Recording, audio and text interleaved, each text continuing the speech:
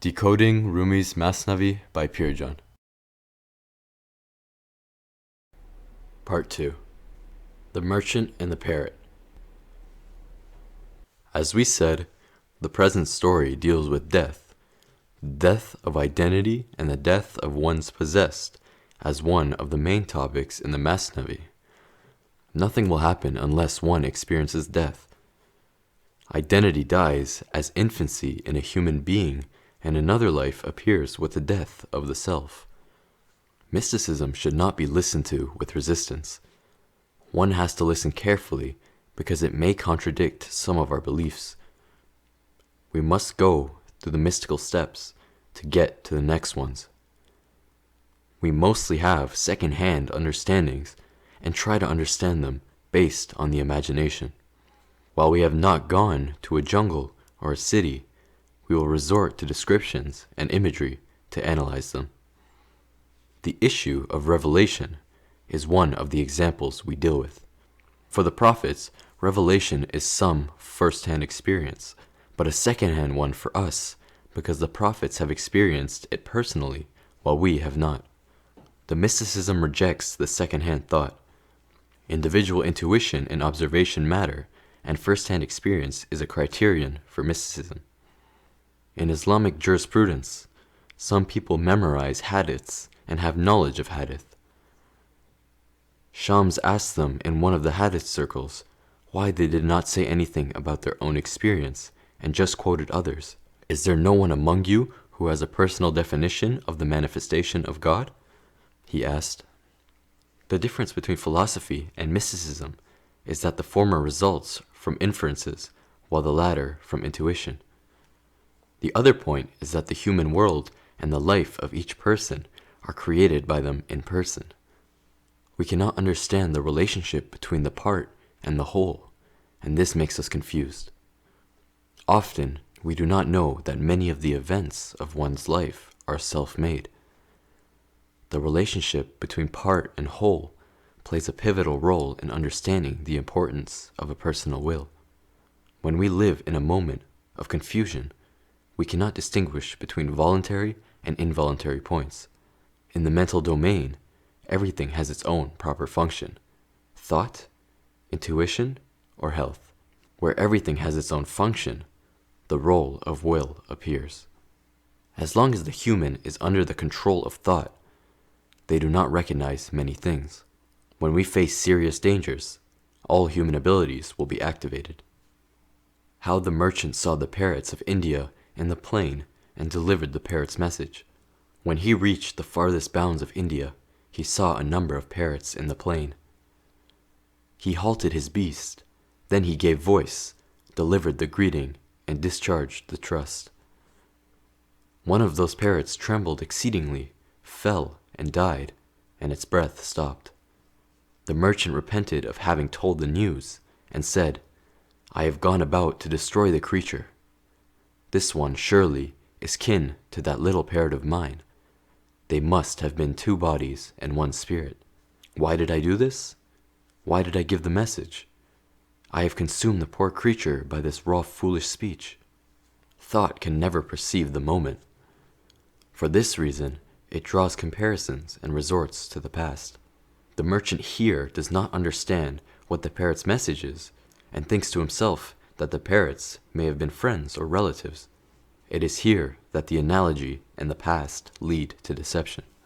Thus, intuition in the window should not be confined to thought, for thought is deceived and the human is led astray. This tongue is like stone and is also fire-like, and that which springs from the tongue is like fire.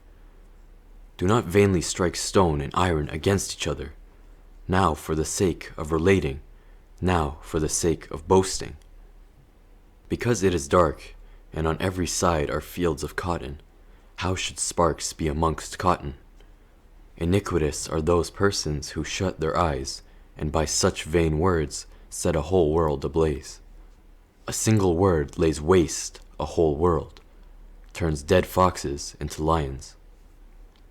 We have become accustomed in the course of life to accumulate things in our minds as education and studies, and to pass them on to others. But we do the same for observing ourselves, and we are also collecting data to know ourselves. This data is a piece of knowledge and belongs to the past, while mysticism deals with the present and the moment. All the problems arise when we collect information about ourselves rather than observing them. For self-knowledge, one should not collect information and behave reactively in society. For self-knowledge, we should not introduce ourselves as an inner desire and social thought. We must observe our performance without judgment. Human understands what their thought orders, yet in mysticism, one must observe perception and sense at every moment in order for the wisdom to begin. In the context of life, one has to see one's performance in the moment, or else one is conditioned and understand conditionally. This destroys the very essence of human existence because the depth of the catastrophe is not recognized. One becomes more remote from the wisdom and falls into the trap of emotions. As long as we are conditioned, we become dangerous and do nothing positive. Being conditioned makes us proud of our nationality, race, religion, and beliefs, and means hostility to others. Mysticism does not mean abandoning intelligence, and the one that is inside humans is the focus of mysticism. The living being is understood when the mind is alive in the moment. First, we need to see how conditioned we are and whether we are happy with it. If we believe that my country, my religion, or my nation should rule the world, we are still conditioned and will not take any steps forward. Spirits in their original nature have the life-giving breath of Jesus. One breath of it is a wound, and the other a plaster. Rumi describes humanity as inherently resembling Jesus and God. Nothing in the world is more difficult than to see the reality of self as it is. When we face ourselves, it is the hardest time because our mind is used to the complexities. When the escape networks are created and we justify lying, running away from reality, we will not come to the truth. The human would lie to hear the voice of their mind rather than that of the heart. One should not seek to model because every human being is a unique creature. Mysticism requires us to follow ourselves, not imitating others. If the screen were removed from the spirits, the speech of every spirit would be like the breath of the Messiah. If you wish to utter words like sugar, refrain from concupiscence and do not eat this sweet meat. Self-control is the thing desired by the intelligent. Sweet meat is what children long for. Whoever practices self-control ascends to heaven. Whoever eats sweet meat falls farther behind. Approval-seeking misleads the human being because one must find encouragement from others. It deprives human beings of themselves. Shams told Rumi that he was just making nonsense sounds and transmitting adieu to others. You have to be silent and be on the inner path. The most important concern of mysticism is self-knowledge, to which all the individual and social problems of the human go back. No problem is solved overnight, and these solutions of mysticism and consciousness must be applied regularly. Human consciousness, too, is derived from the observation without judgment. When we advise others, we usually have some jealousy and an empathy mask. The first step is consciously self-observation in the moment. This is the course to take, and imagining the course does not work. Observation can be the beginning of the inner transformation. Commentary on the saying of Fariduddin Attar, may God sanctify his spirit. Thou art a sensualist, O heedless one. Drink blood amidst the dust, for if the spiritualist drink a poison, it will be to him as an antidote. It does not harm the spiritualist, though he drink deadly poison for all to see, because he has attained to spiritual health and has been set free from the need for abstinence, while the poor seeker of God is still in the state of fever. The prophet said, O bold seeker, beware! Do not contend with anyone who is sought. In thee is a Nimrod. Do not go into the fire. If thou wish to go in, first become Abraham. Nimrod and Pharaoh symbolize thought, and Moses and Abraham symbolize humans inside. Rumi suggests that useful intelligence is not based on intellectual emotions. When thou art neither a swimmer nor a seaman, do not cast thyself into the sea from a feeling of self-conceit. One must know one's real self, and this is possible by observation in the moment. Human often escapes the truth, one of which is death. Thousands of myths have been created for death, playing as stupefying networks. When faced with a fact, for instance lying, we avoid that based on human nature.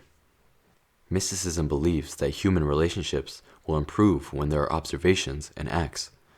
Human nature disgusts the vices once they are observed. Clerics used to talk about death and what to do about it.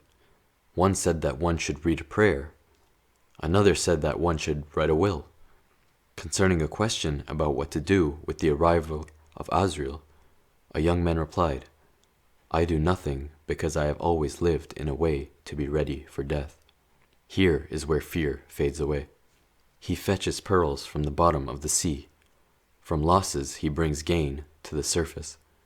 If a perfect man take earth, it becomes gold. If an imperfect one has carried away gold, it becomes ashes. Since that righteous man is accepted of God, his hand in all things is the hand of God.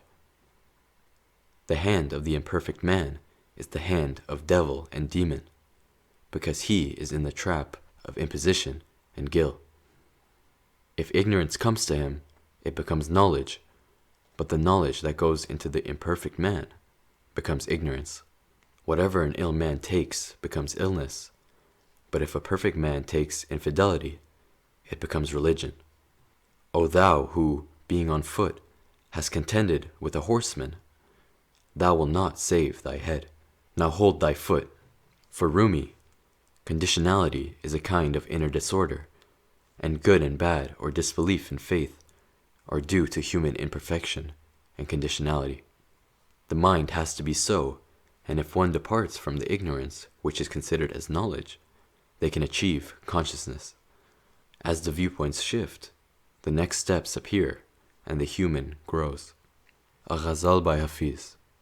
At the head of Jamshid's cup, at that time thy glance, thou canst make, when the dust of the wine-house, the collyrium of thy eye, thou canst make. That is, to see ourselves as conditioned, and to learn about the being consciously, and without the interference of desires or value judgments. It is time to realize the secrets of the being. Without wine and the minstrel, be not beneath the sky's arch, for, within melody, grief from out thy heart, thou canst make. It is awareness of being conditioned and self-observing in the moment that removes sadness from the heart. Wine and minstrel are symbols of inner wisdom. The rose of thy object openeth the veil at that time, when, like the morning breeze, its service thou canst make. We come to the truth when we are gentle and flexible. Thoughts should not be overactivated and must be observed without judgment. These are the ways to flourish in mysticism. Beggary in the tavern is the wonderful elixir. If thou do this work, stone gold thou canst make. Instead of begging, one should ask and communicate with the universe. Advance a step for traveling to love's stage. For profits thou mayest make if this journey thou canst make. Thou that goest not forth from the house of nature, how passage to the street of Hakikat is it that thou canst make? If we are to follow the path of the tariqat, we must first see ourselves and not pay attention to what others are saying. It is when we are transformed from within that we will succeed. Neither veil nor screen hath the beauty of the true beloved. But lay aside the dust of the path, so that glance thou canst make. The dust rising from the mind prevents us from seeing the truth. The dust and sounds must be removed, because everything is within us. No objects can be seen on the desk covered with dust. The dust is our being conditioned. Come, for the remedy of the delight, and of the presence, and of the order of affairs, by the bounty giving one possessed of vision, thou canst make. One should not jump from a branch to another. One must look at the universe through the openings beyond thought and be patient. But as long as thou desirest the lip of the beloved and the cup of wine, think not that other work thou canst make. O heart, if thou gain knowledge of the light and austerity, abandoning of life, like the laughing candle, thou canst make. Hafiz, if thou hear this royal counsel, passage to the highway of hakikat thou canst make. One must acquire awareness from the universe, establishing the link between the reason and the universe. No capital will be of any use to humans when their intelligence has not blossomed and there is a second-hand understanding of the phenomena. Instead of the oppression of thought tactics, one must observe within. One should not be conditioned, and at least one should be aware of these. We come to the truth only when we are just observers and have a flexible mind and heart like the breeze.